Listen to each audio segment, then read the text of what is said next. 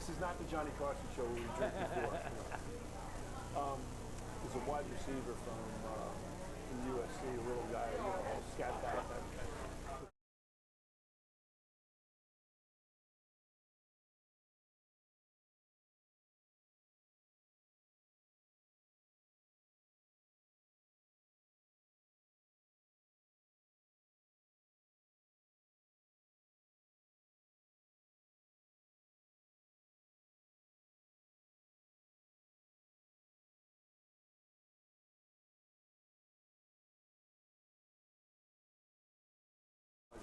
I love you, and I love Towncast. Thank you. No.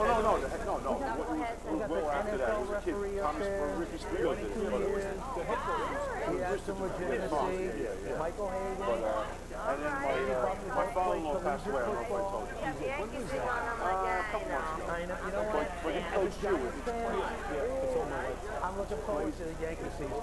So which ring is that? We had nothing going on this year. For the Eagles, and they weren't going a little bit bigger, but if you win the NFC or AFC championship game, you get that, and then of course the big prize is the Super Bowl. So they treated me very well. How you feeling? You look good, man. Yeah, good. I feel good. Yeah. I'm winding down. So he was a little stressed during the year the first time around, but it was the first time around. So everything I did was for the first time. So now I got to every week. This week I got to do. That you go back a ways. End of year performance reviews, which means That goes back a ways, though. see you next year, or you better call your college supervisor to hope there's a job for you. Mariano Rivera. Yeah, it's that, The that last part number I never 42 did in that. I was baseball. never an administrator, as a teacher. All right. Comes with the territory, unfortunately. So I had 5 games this week. Got 2 more tomorrow. We're 4-1. We have our beat. Yeah, basketball. Yeah. So we're in the state.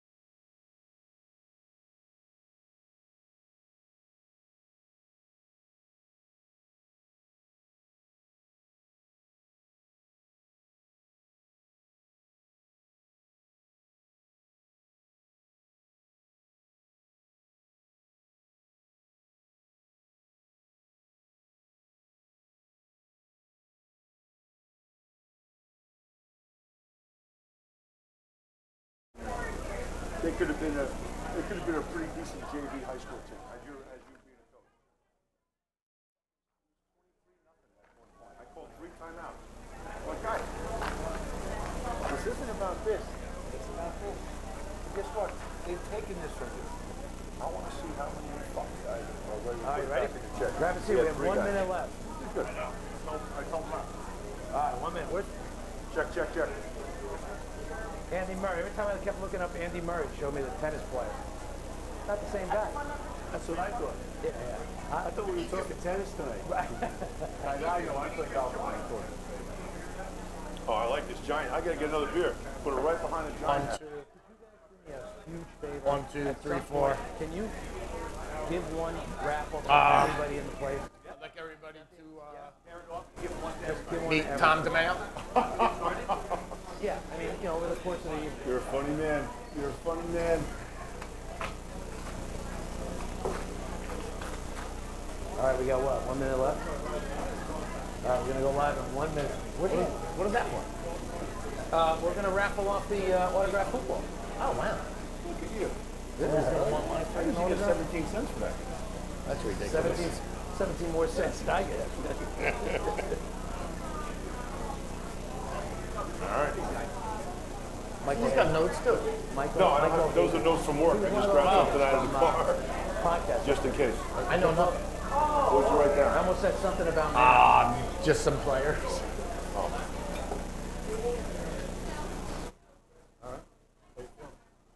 Good? All right, you ready? I think we're live, right? Yeah, you're in. You're in.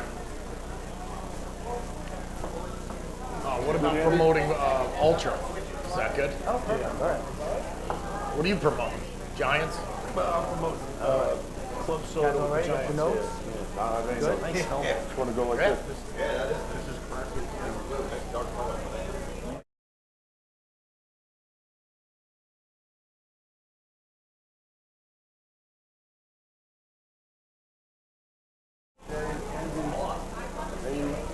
All right, 10 seconds. You guys ready? Ready to go. Ed, Ready to go? All right. I'm going to do a little intro. Ed, Jay, Andy, me. We're good? We're live. Hey, welcome everybody. Hey, can you guys hear out there? Woo! No. Welcome everybody. This is the first Guys Talking Sports. My name's Flavio Romeo. I'm the host of the Towncast, and we are live at Shortways Barn in Hawthorne, New Jersey. Now, as a Giants fan, and I'm sure I know there's a lot of Giants. How many Giants fans are out there? All right. So as Giants fans, we're all looking forward to baseball season because our season ended a long time ago. So if you're not familiar with the Towncast, we're a 501c3. We're a podcast here in the area. We've got our YouTube channel. We're streaming live right now for everybody watching. Thank you for tuning in. And what we do is we're here to support local businesses, the people of our communities, organizations, and we do a lot of events that we open up to the public. And really thank you for everybody that's here today. So you make sure that if you don't subscribe, make sure you subscribe to us on YouTube, Facebook, Instagram. Just look up the Towncast. We were going to be sponsored tonight, but the sponsor never made it, so let's hear it for Shortways Barn. There you go. I am honored to be sitting at this table. Some of the finest gentlemen, they couldn't make it. But despite that, I've got these guys here. Now, some of the finest gentlemen in the area. I've got to my left, I've got Michael Hagan, collegiate football player, was it defensive player of the year? Defensive player of the year, Lehigh University. All right. To his left, we have Andy Murray, not the tennis player, football player at Bucknell University, played against Lehigh University, and please welcome Andy Murray. Just different times. To his left, we have Jay Shortway. He didn't play football anywhere. He's a But Ranger he does a guy. lot of coaching. He does a lot of great things in the community, and he's also part owner of this place. So here, give it up for Jay Shortway.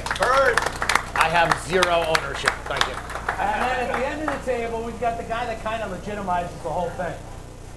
He's former NFL referee for 22 years. He's now, I guess you're like the referee of referees.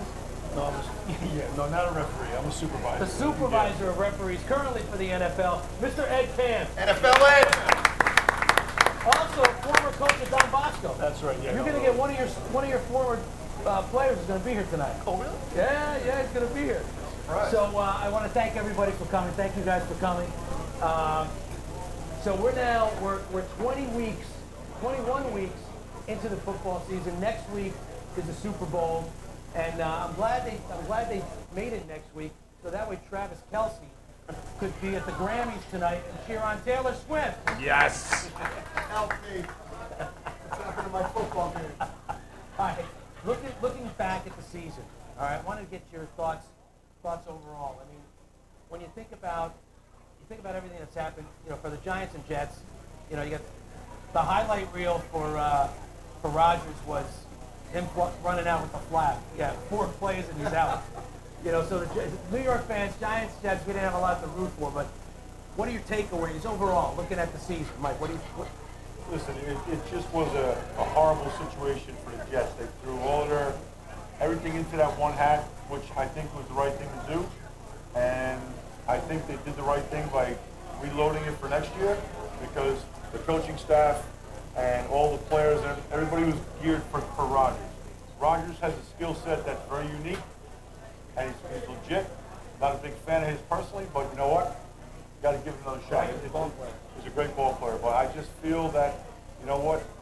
The Jets are going to be what the Jets are going to be, and next year it's a hit or miss. They got to figure it out. They got to go. How many Jets fans out there? All right, one. He's the one. All right, Andy, what do you think? I'm a Giant fan myself. All right. I certainly do root for the Jets. I like what they've done with their defense this year. I like the head coach. I like the fact that they kept him. They have something good going on that side of the ball. Yeah, see, I agree with. I mean, obviously, they didn't have a shot. You know what I mean? It just everything just changed after the first game. Your quarterback gets hurt getting dressed. Yeah, that's the problem. It's going to be a problem. Yeah, you can't just call an audible. Yeah, yeah. Jay, what are your thoughts? Okay, Jay. Did it actually last 4 plays? What's that? Did it last 4 plays? It was 4 plays. Yeah. 3.5. Well, I'm thinking one more year with him. Otherwise, got to move on. Yeah. Because I think he's 40 or close to 40. Yeah. So I would say next year Super Bowl or bust. Yeah, I agree. And again, I'm not a Jets fan, but I think the fact that they kept everything the same, you know, it may change in the next couple months, who knows? But the fact that they kept everything the same means that management, ownership, they're like, we believe in what you have. Let's keep it, you know, let's not, we already had disruption, you know, first game of the season, so let's try to build on what we have, and hopefully. And they definitely have to build up their line for him. Otherwise, they're going to be in serious trouble again next year. Yeah. Dad, what do you think? I'm a big stay the course guy. And losing Aaron Rodgers 4 plays into the season is a big, like they were not ready for that. Yeah. They brought in an offensive coordinator who was destined to be married to him. And now he's got to reshuffle the whole deck. That's not fair. And every move you make is a gamble, you know. Every move you make is predicated on you having Aaron Rodgers, and it's not like that. The script has been changed. So I was out there for training camp, and they sold out training camp. They sold tickets. I was there for the Tampa Bay Jets joint practices. And Aaron Rodgers went out. He was great. He went out and tried to beat these guys on the field just in a practice, and he did. He lit them up on the first quarter, and the electricity was there. And unfortunately, 3 weeks later, I have lots of Jets friends. And when I got that text, I was watching the game, and I said, I can't believe this. Awful. When I was in 8th grade, the Jets won the Super Bowl. So I had to put up with those insufferable. Well, let me do the math. Yeah, it's a long time ago. 100 years ago. I need a computer. But they became insufferable. I'm a Mets fan like the Yankees are. You know, every time you talk to a Yankee fan, you say, I'm a Mets fan. They say, we got 27 rings. You know, they tell you that right away. Yeah, well, you're the only one wearing a ring at the table. But that, you know, that was a big deal. And then I went to college in Florida, and the Dolphins won 17, and I put up with that on the news all the time. So it's like, but I feel so bad for the Jets fans because, you know, the same old Jets, you're in here, and the other team scores, and you hear Super Bowl, you know, they're really digging it.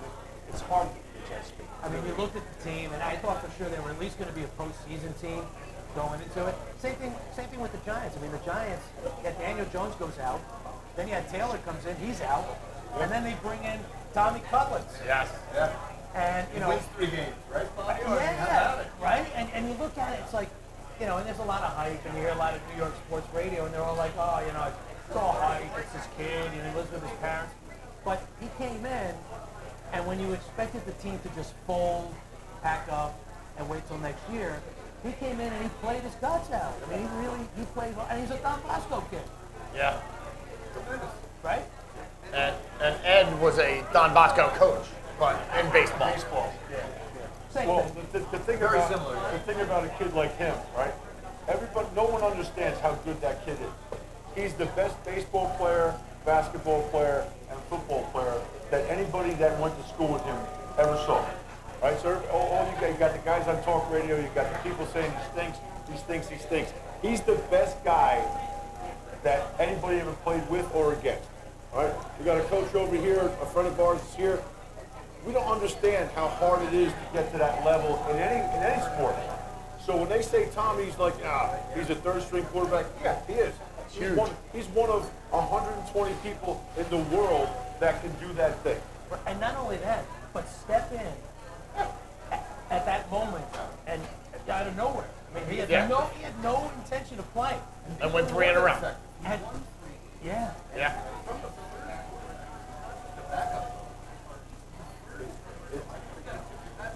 So what do you think going into next season? What do you think they should do with DeVito? Think he should stay third string? I mean, obviously they're going to play Jones if he's healthy.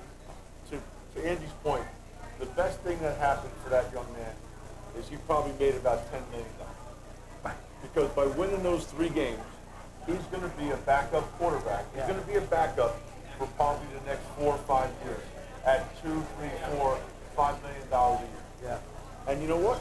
Good for him. Yeah. Because he put his time in. The kid's a tough kid, but at the end of the day, he's not a starter for a reason. But you know what? He's somebody that can come in and maybe help you stay steady. You need good practice players. You're only as good as you are in practice. And what he did for those 3 games, in my opinion, he's going to be one of those guys that's going to be a backup quarterback for the next couple of years, and he's going to be okay. And he seems like a decent kid. Yeah, he's a good kid.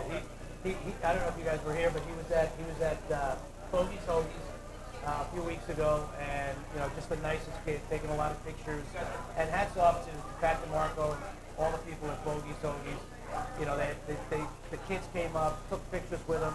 There's his mom and dad, and the whole story is just, it's just sweet. And I heard him on sports radio. They were saying, this basketball player, he's from Jersey too. How come he didn't get to say?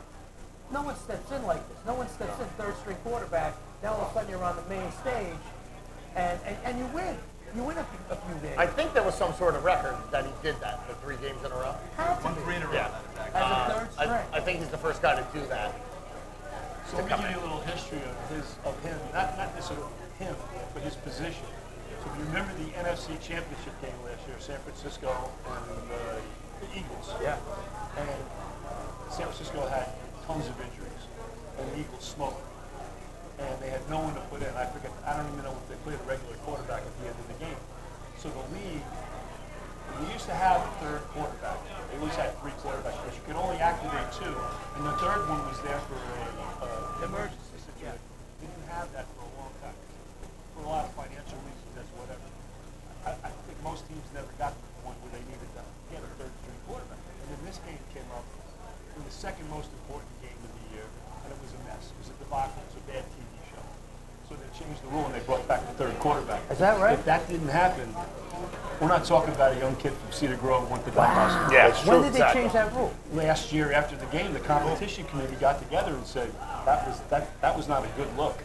So we need to expand the roster as much as we can to allow the third quarterback back in. So they changed it before this past season. I think I worked from 2000 to 2021, and I'm going to say halfway through in 2010, maybe even before that, they stopped.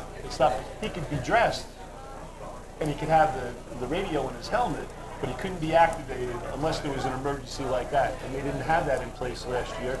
So we may rethink this and go back. And that's how him and probably others, but he was the most popular one. Yeah, for yeah, sure. That sure. took advantage. So If what do it's you $10 think million, Mike, he capitalized on it. Yeah, right? Yeah. Oh, So without a doubt. between the 2 New York teams, what do you think in this offseason, the draft, what do you think the Giants and Jets need to focus on? O-line. O-line. O-line. For the Giants. Santa. So Asking nicely. imagine if they had an O-line. It's been too long. Yeah. It's been 10 plus years. I know. It's a lot of swing and miss at that position, despite the Giants doing well in some other areas. For example, they were prepared for the quarterback. And what I heard this week, which was a little bit surprising, is that they're looking at quarterbacks. Here I am. We just discussed how they had 3 effective quarterbacks. So what maybe it makes me think, are they Are they concerned that Jones is just too injury prone? That he's going to get through the season? He went down twice this year. You think Taylor's going to stay on the team? He is signed. Is signed? Is signed on? He is signed, and I think if you look around, he's about as solid as a backup you're going to get. Yeah. He can run the ball pretty well. He can, he can buy some time for the team back there, and he throws a decent ball. He's a solid backup quarterback. They need to build their O-line. I mean, it's just every year it's the same thing. I mean, why would you look at a quarterback? You look at any, I don't care if you're coaching Pee Wee football, college football, professional football. It's the front five on both sides of the ball that win and lose the game. Yeah, they win and lose. It doesn't matter how good your quarterback is. If he's not vertical, it's a problem. Yeah. It's a problem. Those are not popular picks. When a team really is trying to figure out their next course of action, when they go with an offensive line, but then you look at, let's go back, Jacksonville picked Baselli, as a Hall of Famer. But you need that anchor on the line of scrimmage, both sides. Both get a good defensive pass rusher, edge rusher, you're in good shape. We pay those guys a lot of money. We have my position had to take care of defensive holding. And so, what about that edge rusher that grabs the back? Somebody told me, that guy's not paid to grab the back. That guy's paid to sack the quarterback. Don't worry about that. So, and on the other side of the ball, conversely, a good offensive line is paid to protect any quarterback. If you got a good quarterback and he's got great protection, you have Jalen Hurts from last year. Yeah. You had Russell Wilson and his great career. If you find anybody that's deep in the playoffs now, they have either one or both sides of the line are solid. You got to give the guy time. Yeah. At least the nice thing is that DeVito could also run. Yeah. And if we take a look at some of the successful Giants, they have been very dominant in the trenches. They've been able to run the ball, control the game, and protect the quarterback. On the other side of the ball, they've been able to recognize these areas are just not good. I also think it applies to both teams' quarterbacks. They hike the ball and they're running for their lives. And I know the Jets, have sort of swung and missed on some first-round draft pick quarterbacks. But I'd like to see, I wonder if those girls would have played if they had some running for their lives immediately. Was, was Darno a better quarterback back than we think? Same thing. They certainly won a bunch, in college. But if I may, I think it goes all the way back to junior football, right? Everything now is run and shoot. Everything now is throw the ball, throw the ball, throw the ball. We're not teaching lineman skills. Lineman techniques. Lineman techniques have down block. Is the guy in a one technique? Is a zero technique? Three technique? Is he going to take his up shoulder and get control of the outside shoulder of the guy? That's not being taught. Now it's everything's a step back. Everything's a step back. And now, but you want them to be big, and you want them to be able to have those skills. It's a skill set that are two different things. So you get your big Nebraska kids, you get your big mid tight ends from Iowa, those kind of kids. They're taught that growing up. But everybody wants to see the ball in the air, and it's all about points. It's all about fantasy football. It's all about, who scored, who's this, who's that. At the end of the day, 3rd and 1, you want to run the ball. And we're talking linemen, but I would also like to see some linebackers back in New York football on either team. We need another LT out there. I don't know if that's possible. Somebody. I don't think that's possible, but Here he is, right here. yes. But I'd like to see some linebackers in there too. Yeah. Some mean players. And I feel like the game is it me? And I've been saying this for a few years now, but all right, when you guys played, you had big pads. Now you look at these kids playing, it's like there's no pads. It just goes over the shoulder. There's nothing on the knees. It's like they wear shorts. I mean, I don't feel like... It's not even us guys. It's guys like Ronnie Lott. It's guys like Jake Scott. They couldn't play today. Ed will tell you that. They couldn't play today because you know what? Too many rules. Too many rules? No, because if you're hitting a guy coming across the middle and you're going to get a penalty, there's no fear anymore. So my opinion, what has happened to the NFL is become a track meet. You're getting guys that run 4.3, 4.4, 4.5. You run a 4.5 now, you're slumped.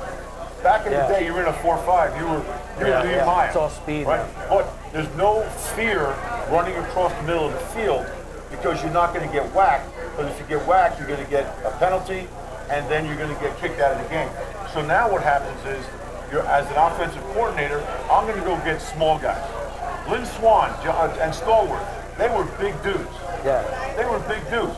Because they had to be big dudes, because you had Atkinson, and you had Tatum, and you had all these guys that were going to knock your, Rip off your head off, coming across the middle, right? So now, you put you got a track team out there. You got the guy from the Dolphins, he runs, he could be on the Olympic sprinting team. And you're not allowed to touch him, right?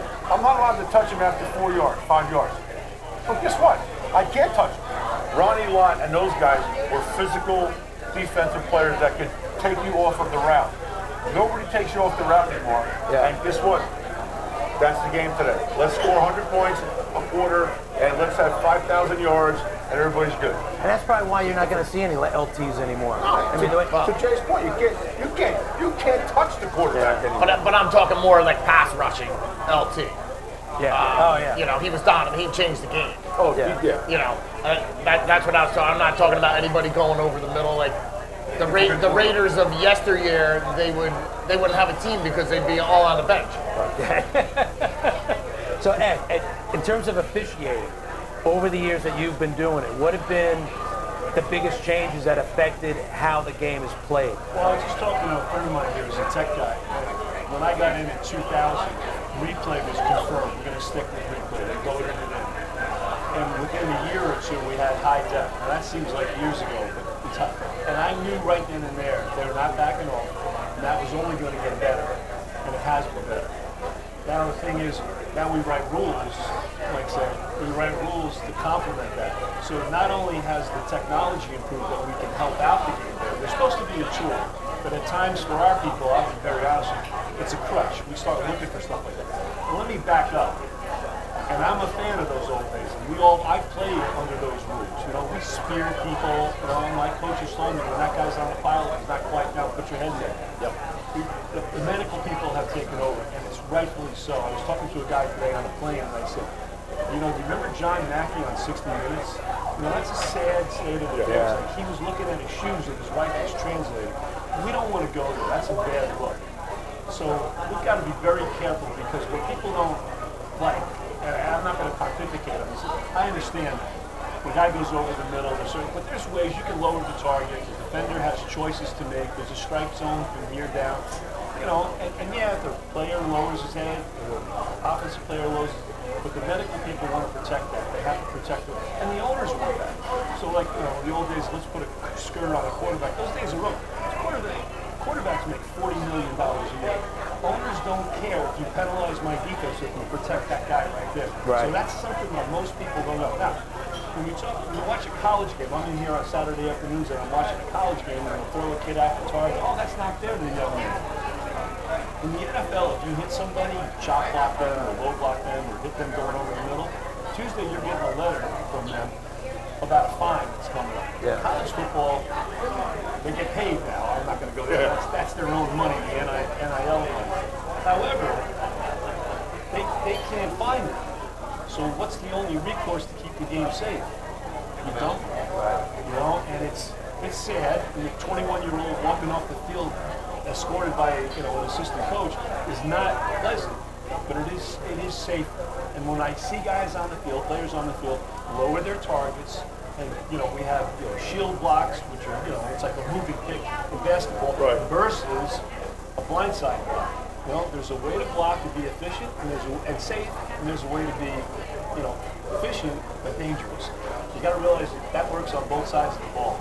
So Well, I got to say, I give you guys, all the referees, I give you guys a ton of credit, because when we're watching the game, things happen so fast. And then for the next 5 minutes, we're watching replay from 400 different angles. And we still get it wrong. Right. Yeah. They have to make the call like this. So, and now that it's gotten so much faster, that's why, I think And about... may I say, Ed never missed a call. No, of course. Just want to put that in there. Although when I had him on the Ed podcast, never missed a he call. did mention one call that he missed. That is true. only one. Only one. In my memory. It was the one, yeah. But Fabio, the coaches haven't forgot. I might have selective memory, But this day, the speed of the game, the size of the athlete, Size of speed. a defenseless receiver, you're just going to lose. Yeah. It hurts somebody. I played the game, and when we played, we were kind of allowed to do that stuff. As an old D-back, I can't stand it. Light them up, but that's all right. But to Ed's point, it's a financial situation and it's a safety issue. It's a safety issue. You know? That's why they're playing flag football at the Pro Bowl. All right, so let's talk about the postseason, right? I was in Germany during the 2 games. I was able to watch the first game. I was able to watch a KC game, and then I missed a complete Lions game. What surprises? Like what impressed you and what surprised you about the 4 teams that made it to the championship game? Well, I'll go first because I'm right next to you. And first of all, thank you for doing this. My pleasure, man. I get to hang out with a bunch of guys. And thank you, Shortways. You guys are the best. Well, I can think of some chicks I'd like to hang out with, but to me, it's Andy Reid. He is. Everybody else is playing checkers, and he's playing chess. As far as I'm concerned, he is a tremendous coach, and he's got the right temperament. He deals with the superstars. He deals with all this stuff and the media. And he's had some unbelievably difficult personal issues that he has been absolutely a pro about. And I think that he is, in my opinion, top 5 coach of all time because he did it with Philly. Yeah. And he's done it, and the adjustments that he makes, and how he takes his talent and how makes them succeed. To me, Andy Reid is the person that's going to outcoach. And the other guy, Shanahan's a good coach too. Don't get me wrong. I just think Andy Reid is as good. And I'm not a Philly guy. My family's from Philly. I'm not a Philly guy. But I think Andy Reid is the difference in all of it. Yeah, and I feel like if they win another Super Bowl, if Kansas City wins this Super Bowl, I think that puts him on a higher level. I think he's going to be right up there. Yeah. I think he's there You already think so? too. Yeah, I'll tell you what. Like with Belichick and. Well, Belichick's in another atmosphere. I think he's catching up, but I don't think he's going to last that long. I think this might be his last year. Who's that? Reid. I don't know. He loves the game and he's successful at it. Lives and dies for the game. Let me make a comparison. Speaking of Philadelphia and Andy Reid, Philadelphia last year was on a roll. All right, we know they went to the Super Bowl and they got beat by an Andy Reid team. They did a good job. But Philadelphia this year in the offseason lost offensive coordinator and defensive coordinator, the head coaching jobs, which is testimony to how well they were as a staff last year. Let's go to Andy Reid though, all right? So Andy Reid, he's got Spags Nola, he was here, as his defensive coordinator, has kept him there. Okay, Spags, I don't think is going to go back to head coaching. He coached the Rams for a while in St. Louis, GM. But he also lost Eric Bieniemy to Washington. And let's compare the two. Philadelphia lost 2 coordinators and fell with injuries. They fell on hard times. Andy Reid went back to the Super Bowl and he lost his offensive coordinator. What does that say? That's like a seamless transition. And Bieniemy's a good cat. He knows what he's doing. You know, I'm surprised he didn't get a job. He's probably good at choosing. But there's an example right there. And by the way, Andy Reid is one of the nicest guys on the field. He seems it. He's a good guy. He seems it. Yeah. You know, he almost looks a little like Wilford Brimley. Yes. You know what I mean? And Wilford Brimley's a nice guy. Yeah. He always, he was a nice guy. And the commercials even make him nicer. Cocoon. Andy Reid should be in the Cocoon sequel. And look what Reid did here in the playoffs. We watched an average Kansas City team play an entire season of football. We watched an average team play. We know the problems they've had with their wide receivers. What happened to the team in the playoffs? And had them dialed in. The only guy that can catch the ball on the team caught 11 passes. They beat a better football team than that. Yeah. I think that the Ravens on both sides of the ball, you could argue anyway, that's that a they're fair- a better team. Absolutely. It's just offensively and defensively. He had them better prepared. He coached them. Like I said. What do you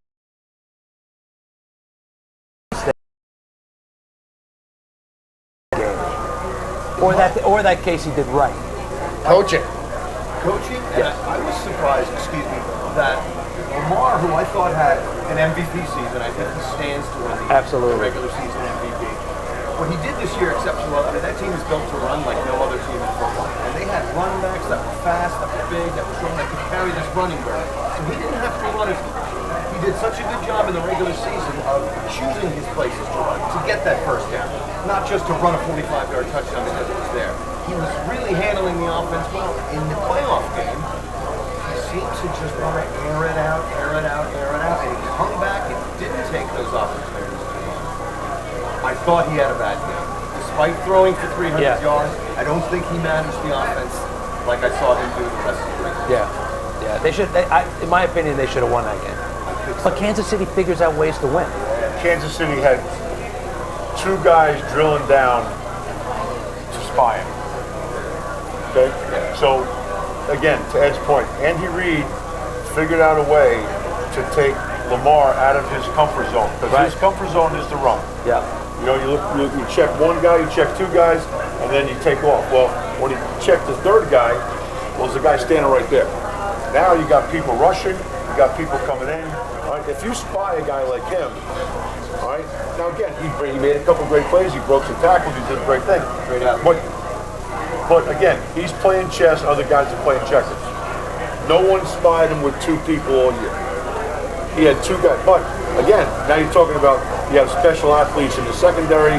He's dropping different zone coverages. He's changing the coverages on the fly. But to me, when you give a kid a different look, and that's the other thing. Ed and I talked about this for years and years. They're kids, right? They're not. I mean, they're young. They're young men, right? Okay, and you got old men coming up with different schemes to stop them. And all of a sudden, I'm looking at this young lady here, and I'm looking at her, and all of a sudden, he's coming. Next time, I'm looking at him, she's coming. Next time, I'm looking at him, he's coming. It's like, whoa, sack. Whoa, interception. Whoa. I got cover 2. I'm going to throw into double cover. It's a really, really, really difficult game to play. Well, especially now. I mean, it's gotten so much faster. You have no time. I think it actually boils down to defense. Defense wins championships. Yeah. So they ended up being 2nd or 3rd in the league. Kansas City. Best defensive ballclub. So defense wins. And I'm sure your question later is going to say who's going to win the Super Bowl. This is why defense the wins. Super Bowl is so intriguing. The best team in both leagues. I mean, we can debate about Baltimore. San Francisco's really good. Kansas City's excellent. And the thing is, we're giving them 2 weeks to prepare. Right. So when they make changes on the fly in a real game, what do you think they're going to do if they get a look at video for 2 weeks? Yeah. Put Spagnuolo, he makes changes on the run and is successful in the game. Give him a couple weeks to prepare, and also you give the players 2 weeks rest to heal up, nicks and stuff. Buckle up. And it's interesting because looking at it, so KC had led their opponents in both passing and rushing, and San Francisco in passing, not so much in rushing. But now you've got McCaffrey, who is one of the best running backs. Yeah, He's a freak. Against Pacheco, so McCaffrey's got the yards over Pacheco, and then you look at the tight ends. You got Kelsey, and you've got Kittle, and you've got Kittle with more yards than Kelsey. It's going to be, which is probably why there's only a 2-point difference. You've got. Well, let's talk about it. Who do you think, given the 2 teams, who do you think is going to come out ahead? Well, I always go back to your point and to Ed's point. We've got 2 weeks, right? The player's job is to get healthy. Yeah. Right? You have 4 or 5 guys on both sides of the ball that have to sit in the room and watch film, right? Your tackles, you're going to see that. At the end of the day, Andy Reid is going to be watching film. He's going to be watching with the offense coordinator for 3 days. And then he's going to watch it with the defense coordinator for 3 days. Okay, if we're in this situation, 3rd and 7 on the 45-yard line going in, what do they do? Because they're scouting them. Yeah. They're not, and they're also self-scouting, which is what makes the real good coaches. You self-scout. You look at your tendencies. Okay, well, on 3rd and 7 inside the 40, we've run this play 55% of the time. We got to get rid of that. Now we have to go back to something that they have not seen since week 2. That worked. Yeah, Kansas City does that well. Correct. So, to Ed's point again, is everybody on the panel's point, I think it's all about the chess match between the coaches, the offensive coordinator and the defense coordinator, the defense coordinator and the offensive coordinator, head coach against the head coach. And the thing that I think always wins the games critically is the special teams. Right? You have to have special teams guys that know what they're doing. Make sure that you don't have to hit yards. Make a fair catch. Everybody's mad when somebody fair catches the ball. Not missing field goals. Fair catch the ball, because if the ball bounces and it goes 20 yards, that's 2 more first downs you got to get. That's the hidden yardage for me. I'm a big special teams guy. Catch the ball. Always downs. And get your first downs. And throw the ball to those guys. And those guys get yard after catch. And then the intangible is special teams. You got to make your field goals. You got to punt the ball down, push them, and make them drive. Switch the field. Yeah. Really, really important. And that's where breaks come. You know, a fumble or a muff punt or something like that. You can't have that happen. I'll just give you an example. How many times have you watched Alabama playing a team that really is decent, but you know Alabama's going to be, and that team is right with Alabama, and what happens? That team drops the punt. Now here comes Alabama and the bloodhound, the Sharks. Yeah. Not the bloodhound. Here comes Alabama. You should not have done that, because here we come. You just woke up the Lions. So that's I think special teams is way underrated. You know, you kind of sit here and you say, we got a great quarterback, he's making a lot of money, he's throwing the ball around a lot, he's got a great offensive line, and then they drop a punt. What are they paying that guy? They're paying him to catch the ball, to prevent, you know. I was down at the All-Star game. And the punters I'm not too familiar with. So. Yeah. See, I don't know who can put it down there. But the game's indoors, so there won't be a weather element at all. That makes it kind of a little bit even or close. Yeah. Well, that's why I think it's so do they close. have a rating on special teams? I wouldn't know. I don't think so. I mean, it's pretty. Well, they have stats like, you know, Yeah. how many yards after a punt they get, which is not very They good. could be misleading to, I think, you know. I think the kicker scored, like, who's the guy down at the Ravens? I mean, he's automatic. yeah. If you have someone like that playing a game like that, Then there's swing the factor, you know? Then there's huge. I mean, that's Buffalo, what they think, you know? Going back to Scott Norwood. Scott Norwood. Scott Norwood. Right in Tampa. Jay and I were there. You were there. Right in Never Tampa. live that down. Wide right. Oh, great. All right, so let's talk about who you think's going to win and what you think the score is going to be. I'll start. I got Kansas City. Even though they're getting 2 points, I got Kansas City winning outright, 27-24. And I think it's going to come down to coaching. You know, I feel like games like this, whoever makes the mistake, the other teams, they're at the point where you make a mistake, the other team is going to score. They're just going to score. And I think Kansas City is the best at that. I think they just somehow, Mahomes with his little side passes and back, I don't know. Somehow they find ways to win. My heart is tugging for Purdy. I know. Because I like the kid. I know. I He's just done do. a great job, and he's just and I like McCaffrey. I like that whole vibe Yeah. of the 49ers. But I keep coming back to Andy Reid. Yeah. I keep coming back to Andy Reid, and I just don't think it's almost going to be one of the. I hope it's not the last team. I hope it is for the fans. The last team to have the ball is going to win. But I think somehow Andy Reid is going to come up with something with a backup tight end or a guy in the slot that no one's seen all year, and they're going to double team Kelsey and triple team Kelsey, and some kid's going to go. He's going to run a seam route, and Mahomes is going to fake it there and hit this kid, and he's just going to go. But I'm going to go with Andy Reid, and I think they're going to win by more than a touchdown. You think so? I do. All right, and by the way, I have to apologize, Fred. If you're watching, my friend Fred's in San Francisco, and you know, I also would like to see Brock Purdy. You know, I mean, these quarterbacks, the oldest quarterback in the 2 championship games was 29. Yeah. I mean, they're young They're kids. babies. And Purdy, I think, is 24. Yeah, the kids. Yeah, they're unbelievable. So I do want San Francisco to win. I just don't think they're going to. All right, Andy. I thought for most of the year, and my FanDuel account will back this up, that I do have San Francisco to win it all. You do. I do. Did you have that early on or just recently? did? as well as about 5 weeks ago. All right. You know, still there. I had a good week, so All right, so now we got to cheer for you. All right, if you win beers on Andy if San Francisco wins. Right. All right, Jay, how about you? Oh, what do you think the score's going to be? real quick, the reason for that was, I mean, I love the offense. Purdy does a terrific job. He's won the position. He's not just a young kid. His weapons are insane. From the best running game that I've seen in a while, the top flight running game, to two great receivers, and a terrific tight end. He really does have it all. To go along with that, I really thought for much of the season that the Niners defense was, you know, cream of the crop, top 3, top 4, top 5. They were my fantasy defense. They just did that well for most of the season. They just have not of late. Have been able to successfully run the football against the Niners. I couldn't imagine. Kansas City can run the ball. We know how good the coach is. I think we've covered that. Yes. Yes. So, I really, am I going to shift over to Kansas City? I'm not.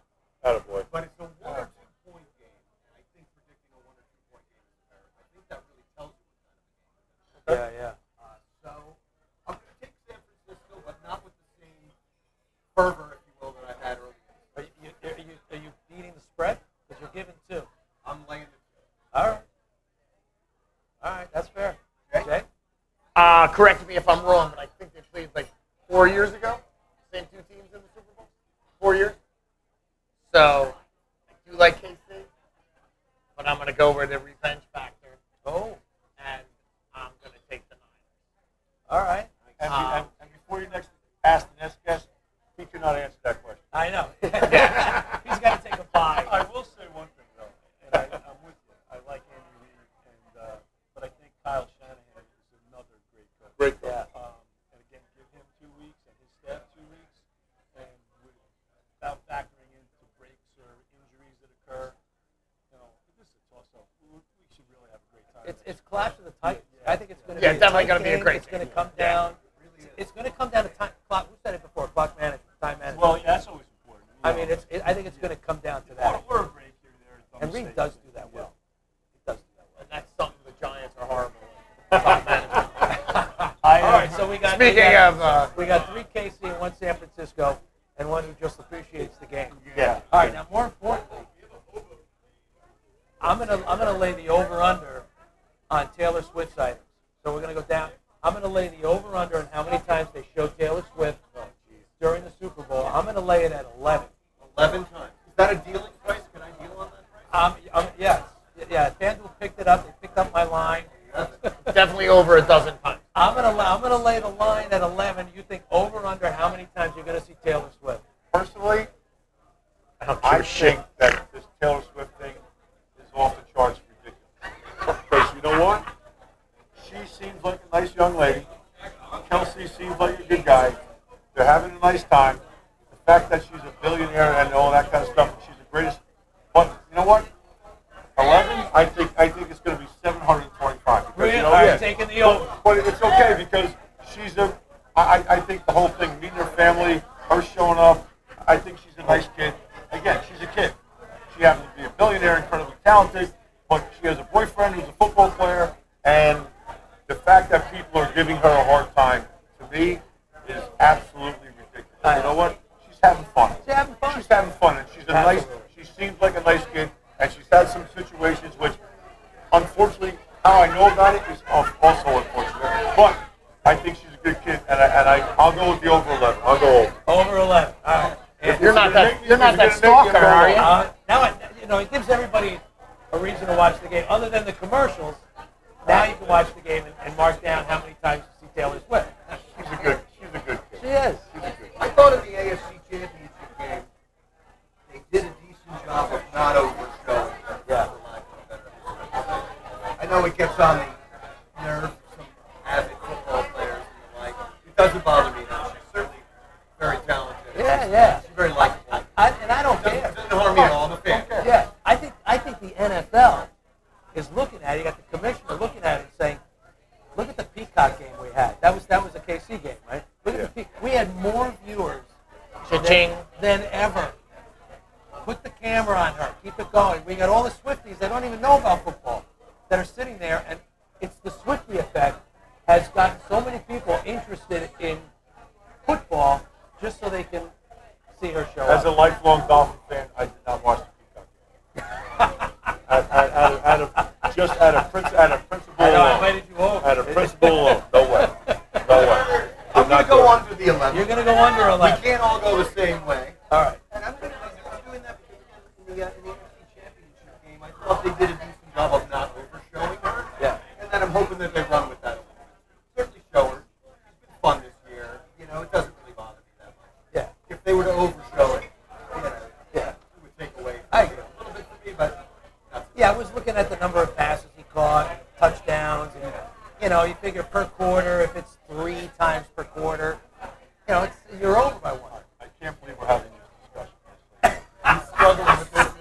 If we get some beer over here, there's a guy. I do believe she has a concert in Tokyo or something like that. She might not be there till halftime. Oh. So does that change the over-under? 17 hours. I locked I don't 11 know. in, right? We're done at 11. Yeah, you We're locked locked it in. under. All right. And I don't know if that changes the over-under or not. But Definitely. but like Mike said, I think we've actually been on this subject way too long. So you're going with the under. If she gets there at halftime, I'll go under. But if she's there the whole game, she's over. All right. And So I look at it this way. When you turn the TV set on Sunday, there's 3 hours of pregame, and there's no football involved. Yeah. There's all that pageantry and all stuff like that. Eventually, we're going to have to kick off at 6:35, and then the hard football. But I'm okay. If she brings more eyes to the TV set, That's it. Superstars drive games. Look what happened to golf when Tiger Woods went on. Right. Nobody's watching anymore. People like superstars. Yeah. Like, Good they point. like LeBron James in the finals. And may I add, the NFL salaries go up.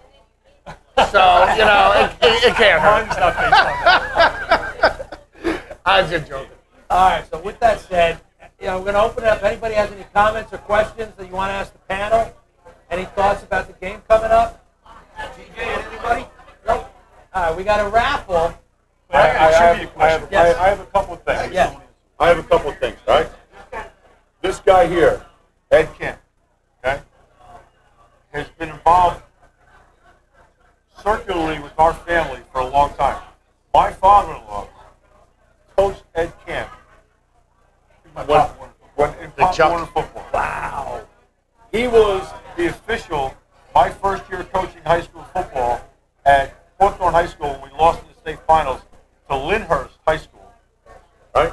The coldest, apparently the coldest, it was the coldest day. I've been to Cleveland at 15 below, but prior to that, the coldest high school game.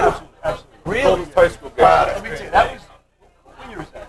It was in the 80s. 87, 86. So, 87, 87. Yeah. That's the thing. I go into the locker room down here, and I'm watching a guy get dressed, and he's putting on pantyhose. What are you, Joe Namath? He says, this is going to work. And we came in here, and he was the only one that didn't have to thaw out. Okay, the rest Really? Yeah. Yeah, you were talking about the cold weather. They've got stuff that they put on their skin, right? Yeah, one of our guys, one of our officials has a patent that he makes these snow suits. They sell them to Navy SEALs. He lives out in San Diego, actually. So they give you that. I can't wear it because when you come in at halftime, but if it's like this, you get the sweat. Yeah. So we had this stuff in Accent. It was fine. I knew about it. Yeah. The thing you put on is second skin. It's like Vaseline, so you don't get, that goes first. But, I've had a couple bad ones, but 15 below and a fourth one. So I got one in Cleveland and one in Northwood that were really. But also, Mike, did you have Coach Pizegate at all? to have Coach Pizegate? No, not in football. Oh, you're not in any sport? No, No? no, he was the best. So Coach Pizegate's another Hawthorne guy. He was actually my wrestling coach at Right. Hawthorne. But he was also Ed's coach at St. Cecilia. Which, how it goes around. Well, let me say, this guy, you know that guy. Is Pat DeMarco out there? I don't see him, but Pat DeMarco. Oh, that's Pat O'Hagan. that's Pat O'Hagan. The man. He answers to all the Pats. But one more thing I'd like to say about Ed. All right, Ed is a very humble man. He's been involved in some unbelievably great sporting events. I met Ed officially. I coached at Glen Rock. I coached at Boston. I've been involved in sports for a long time. You cannot meet a finer man than him. We had a situation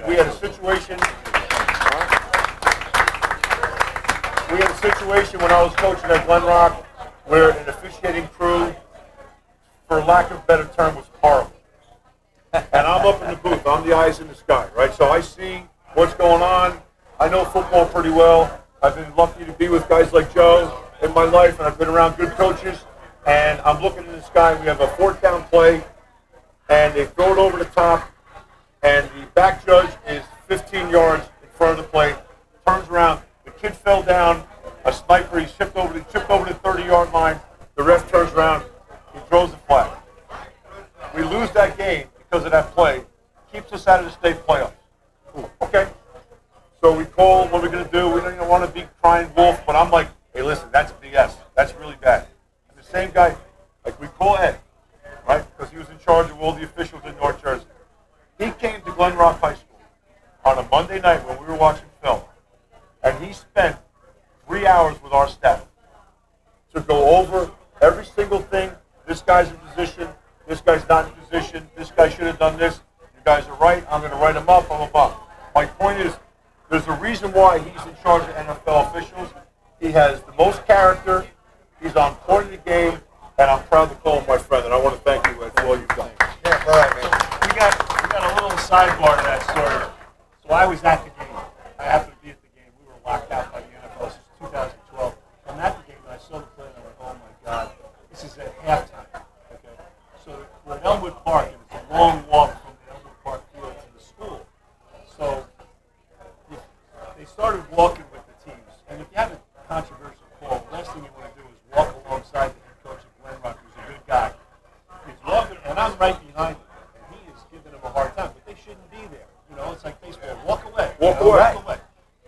They flagged them in the parking lot or on the soccer field. And I ran over there. I said, what did you just do? He said, we're flagging him. He wasn't cursing. He was just, so we have bad geography. You don't belong there. He doesn't belong there either. But you need to separate. Let him go ahead and take his team in and give him that 5 minutes of cool down time. So I don't know Jim Kurtz for anything. I said to him, Coach, I'm at camp and I'm like helping out the officials. I was not the supervisor, but I was observing the game. And I said, I'm going to go in the locker room, and when you come out, that flag will be gone. They looked at me like, what? I said, yeah. So I got in there, and everybody was excited. It was a bad situation. You got to diffuse the situation by walking away. So I went in and I said, what happened? Well, he was yelling at us about that call. I said, well, first of all, I will be very honest with you. We missed it. You don't have to admit that to him. You shouldn't be talking to him at all. So when we came out, I gave Kurtz the sign, and we kicked off from the 40-yard line, and the flag went away. Yep. So, yeah, that was the right story. So wait, I got a trivia question for you. Yeah. And Andy can't answer it. So you're a baseball guy. Yeah. Okay. So one of my first Division I AA games was Bucknell, and I can't remember where, but it was in Bucknell. Do you know when I drive up to the stadium on Saturday, and I look at the stadium name, do you know the name of Bucknell's football stadium? Bucknell's football Yes. stadium. Where Andy went, and I'm asking you, you're a baseball guy. It's in Steelers Grove, right? So, Lewisburg. Right down the street from Steelers Grove. I have no idea. Christine Mathewson Stadium. No Oh, kidding. wow. Really? And I was a baseball, when I was a kid, baseball cards, history, Babe Ruth, And I was like, I'm reffing a football game. Am I right? It's Christine. Dead on. Yeah, Christine Mathewson. Christy Mathewson. Well, tell me about, did he go there? Do I coach? Did he No, go did there? Chris he- not- Yes, he did attend Bucknell. And in fact, he is buried on campus. Wow. Oh, wow. How about that? There you go. You might make some money on that, Yeah. Absolutely. When I was sophomore and I was at school in the early football camp, I lived in apartments. I just subletted for a couple of weeks type of thing. It was right across the street from the cemetery. It also had a large area where you could chip. So we were out there with our wedges, just chipping around and mucking around and having some fun. And then there's my ball sitting right next to Christy Matthews. Right on the right. I shanked it and it kind of went off to the left of it. And that's where I found it, right next to his That's pretty cool. gravestone. Christine Mathewson is the first ballot Hall of Right, Famer yeah, right. in the first class of the Hall of Fame. Yeah, sure. Right, one of the five. Yeah, it was really as good as it gets. Yeah, no kidding. So, Okay. Ed, one last question. I know that you were at one of the Super Bowl games years ago. How do the refs prepare? That's a great question. So I was on a plane today explaining this to a guy, and so I have your answer ready for you. So the officials that are assigned to Super Bowl, first of all, they work. They don't want you to take a month off between the last game of the year and the Super Bowl. It's a month, 4 weeks. So the officials that are assigned to Super Bowl will work. How long ago are they assigned? What? How long ago do they get assigned? Okay, so at the last game of the season, when the last regular season game is, they announce on Tuesday after the last Sunday who's working the wild card. And then it goes in order like that. You play the wild card game. Okay. And then the Tuesday after the wild card, they announce the division. Now this is when all the officials get sweaty palms because in the 4 games is the Super Bowl proof somewhere. So they're all trying to go, what kind of year did you have? What kind of year did you have? You know? So they will work. You know, they'll put a referee and an umpire together. That's the 2 people in the back, the offensive backfield. And they'll put the line of scrimmage people together in one of those games. And then they'll put the deep guys in one game like that. And they usually, I think, they try to put the replay guy in the Super Bowl with the referee so they get a little acclimated to one another. And then we move on to the next round, and they announce the championship games. Okay, that's a pretty good honor, too. That's how I finished my career working the championship game. So the championship game is announced on Tuesday. And the next day, on Wednesday, they announce the Super Bowl crew.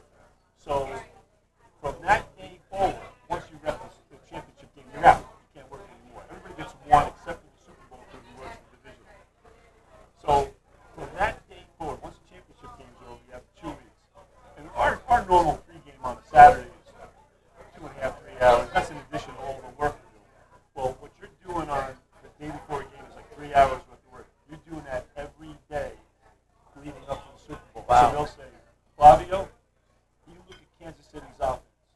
Mike, you look at San Francisco's offense. Andy, you look at the defense. Jay, you look at the defense of the defense. And they pull plays for it. Then we're pulling plays for it. And then, of course, with 2 weeks to go, the coaches send plays concerned. We're going to try this, but we've seen that they did this week 5. So there's all that type of preparation. It's like, I said, listen, there's always the furor when we mess up that we're not full time. Well, trust me, I put enough time in. It was full time, Right. and I was teaching school too at the same time. But I can say it now because I'm not over. I cheated my job at school because I was doing a lot of NFL. Okay? But when I was, I thought you were going to say you cheated in the NFL so you can take care of the school. By the way, if you notice one thing, they say the NFL is scripted. 1, 2, 3, 4 guys with notes, and I'm going by the seat of my pants is how my life is made. I did steal a couple notes here for myself. I couldn't spell Spagnola's game. But yeah, so they will do. I like the honesty. I think I told you this the last time, so I'm repeating it. Too bad you can hear it again. The Saturday or Thursday before the Super Bowl, they take you out to the stadium. So that's coming. This coming Thursday. This coming Thursday, they'll go out to the stadium. How many on the crew? How many on the? Well, they have a full crew of 8 of us, and the 2 replay guys is 9. And then they bring a whole contingency of backup. alternates to back up in case somebody gets hurt. Okay. That's not a lot. 9. 9 on, well, not on the field. 7 on the field and the 2 replay guys. Yeah, The 2 I replay. know. Oh, and they have Still not a lot. alternates in replay, too. I don't know why. But they have Yeah. So on Thursday, they'll go out and they rehearse the whole pregame. Now, the pregame is they time the teams coming out of the huddle, how long it takes them to get out of the huddle and get, because it's a TV show, whether you like it or not. Yeah, that's true. It's entertaining. It is entertaining. So what they're doing is they're actually rehearsing the whole thing. You'll see, I was in Atlanta, and there's a guy that's supposed to, it says, he has a little placard that says Jim Nance on it. And he's going to interview the owner of San Francisco or the owner of the Chiefs, and they'll go through that and they'll time that so TV can time, everything is timed out. They'll bring in 2 local high school teams with 53 kids on the team, and they'll run out and say, how long does it take 53 kids to run out of that huddle? Right. And get to the side? Everything's Well, it's timed. clock. So you'll like this one. I'm in Atlanta, and the cameraman is there. We're practicing the coin toss, and they brought out people that were, Martin Luther King's daughter was there, granddaughter or daughter was there, and she was going to make the call, and the referee has to practice making the call. And would you please? So they're practicing, and there's a cameraman. And you've probably seen these at U.S. Open, you've seen the Masters. You know, the right out of Woodstock, you know. And he says, I said to him, I said, hey, who's doing the national anthem? He says, Gladys Knight. I said, oh, wow. I said, so, like, did she come out and record it, you know? He said, he looks at me like, what do you think this is, the Grammys? I said, what do you mean? She's a pro. We tell her we needed to knock out off the national anthem in 1 minute and 57 seconds. She'll nail it live. Really? And she did. Were the pips there? No, the tips weren't there. It was just No Gladys. pips. No. Wow, no pit. Now then it would have been 2 minutes 20. Yeah. No, she nailed it at 157. Wow. I thought they will lip sync them sometimes. Yeah, of course. I had the over 158. I lost. Well, I'm not allowed to talk about it, but that is a prop bet, I think. It's a prop bet, yeah. Wow. Jay, Andy, Mike, thank you guys so much. Thank all you You guys. guys had fun? Yeah. All right. Everybody have raffles? Oh, yeah, that's right. It's time to raffle out here. Just pull that down. We're going to pick one from the back. Pull it all the way down. It's time to pick the raffle for the autographed football of our inaugural Guys Talking Sports. You guys had fun? Good time. You guys want to see us do this for baseball? Yeah? All right, let's get somebody out of here. Come on up here. Just point to any one of these tickets. And we're going to call out the number. He's the referee. He's honest. Any one of these tickets. Let's go this one right there. All righty. All right, Let's that see one. what we got. All right, pull it out. All right, Everybody here get a raffle? Here it is, raffle number 246 201. 246 201. Patio! Shake 'em up. Who's got it? 246 201. Oh, come on, I don't want to. 246. Here we go. Here we go. Here we go. There you are. Here she comes. Are you raffling off that helmet too? Come on up here. Let's see, got it. You won it. Let me check. 24620. Look in the camera. Congratulations. The autographed football from Guys Talking Sports. Congratulations. Huge. Congratulations. Hey, Black, are you raffling off that helmet too? Hell, that's my house. That's going back in my house. I want to thank everybody for coming. Thank you guys for tuning in. Really appreciate it. If you liked what you saw, make sure you comment on YouTube. Oh, wait. You got to do the Super Bowl. The Super Oh, Bowl. that's right. Sorry. You're absolutely right. I had to interrupt you before I you know went there are people out here that have been waiting for the Super Bowl. How many people have been following the Super Bowl? Yeah! All right. For you six, you guys are going to like it. So the Super Bowl, you guys watching don't know, we do this every year. It's the fourth. This is Super Bowl 4. We started with 32 restaurants in the area. We've pruned it down, and tonight we are going to announce the semifinals for Super Bowl 4. And so we had... Did your accountant do this? We had he's in jail. We had Justin's and El Gallo going up against each other, and one of these restaurants won by 1 vote. Wow. There you go. 1 vote. And the team that's going to the semifinals is Justin's Restaurant in Hawthorne. Love Justin. You want to go to Bring Your Own? Celtic Corner. And for you that don't know, El Gallo is a great Mexican restaurant right in Hawthorne. And again, the whole reason for doing this is just to bring awareness to all the amazing restaurants in the area, and try them all. Celtic Corner went up against Due Fratelli, and the winner going on to the semifinals. Due Fratelli, both in Hawthorne. Actually, they're like 100 feet from one another. Due Fratelli's Italian, Celtic Corner's Irish pub. Celtic Corner's moving on to the semis. There you go. Celtic Corner is going to be up against Justin's. There you go.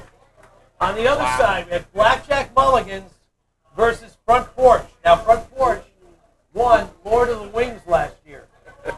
And Blackjack Mulligan's was the very first. They won Super Bowl 1.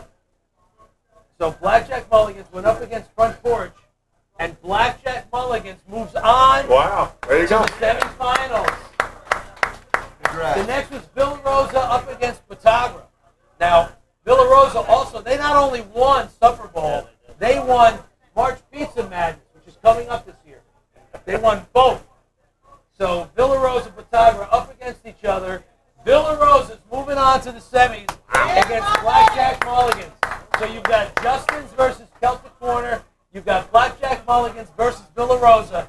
Make sure you go to the Towncast.com, scroll down, make your votes. You have until next Saturday, midnight, to make your votes. We're going to announce the finalists right before kickoff on Super Bowl Sunday.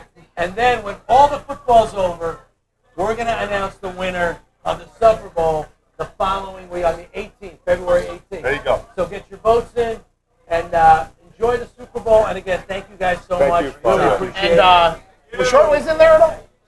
At one point. Oh, okay. At one point you were here. Early on. 1 versus 6. Oh, yeah, we did one year. We There did was a one time. year. But Pizza Shortways is did March. win. March Okay, Pizza that makes had better a few years ago. If you guys haven't had Shortways Pizza, they've got thin crust, and I think Willie Wilson, by the way, delicious. Tony Award nominated Willie Wilson right there. There you go. He now, Tony, Willie and Lynn are now believers. They not only have thin crust, they've got cast iron. Nice pizza. So, again, thank you guys so much. I really appreciate it. You guys have a great Super Bowl. Thank you. Everybody have a great Super Bowl. Thank you guys for coming. And we'll see you at the next one. Thank you. All right, thank you. Ed Hayward. Don't sign off yet. Thank Ed Hayward. Ed Hayward, Bank Freeze was here earlier. Thanks to Bank, and especially Ed Hayward, who made this whole thing happen. Yeah, great job. Thank you. For hosting us. So That's many people to thank. All right, thank you guys. Thank you, Ed. Thank you guys. Thank everybody here. So that's Nice work, buddy. Enjoy the Super Bowl. that tells you the Super Bowl wasn't rigged.